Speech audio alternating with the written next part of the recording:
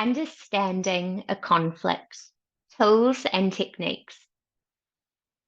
Addressing and resolving conflicts in a timely and constructive manner can help prevent these negative consequences and foster a healthier and more productive environment.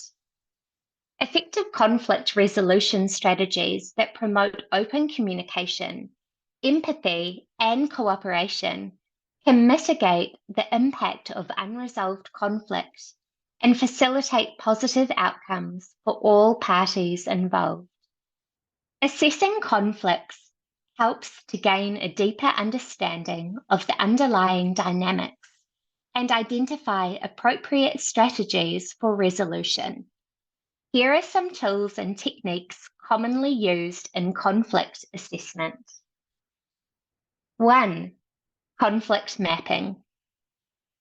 Conflict mapping involves visually representing the parties involved, their interests, and the underlying cause and consequences of the conflict.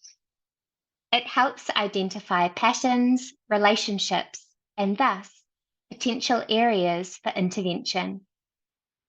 Effectively, it is taking what we have discussed in this section so far, identifying how a particular conflict relates to these ideas, and mapping it out objectively for all to see.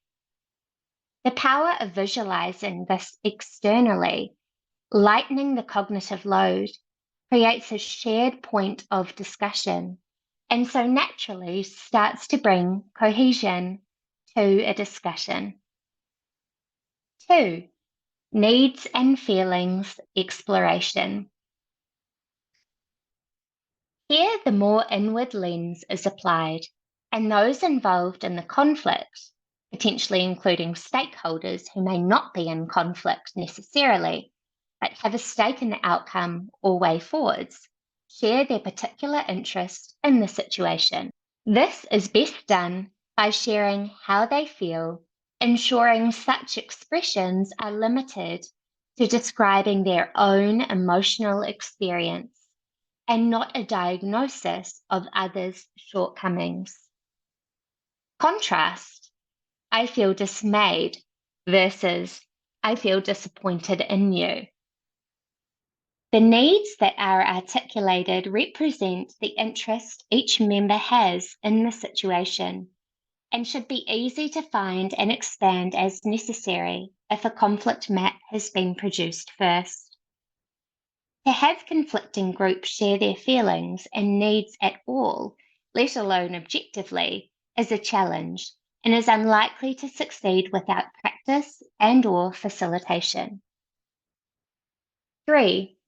Mediation and facilitation. Mediation and facilitation techniques involve using a neutral third party to help parties in conflict communicate, find common ground, and reach mutually beneficial agreements.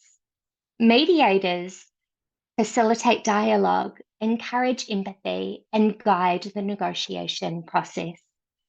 In general, whether conflict mapping or exploring the needs and feelings, facilitation by an external or neutral party is highly recommended. It is almost impossible to run a session successfully with the aim to mediate conflict when the session is run by someone in conflict with a particular stake in the outcome.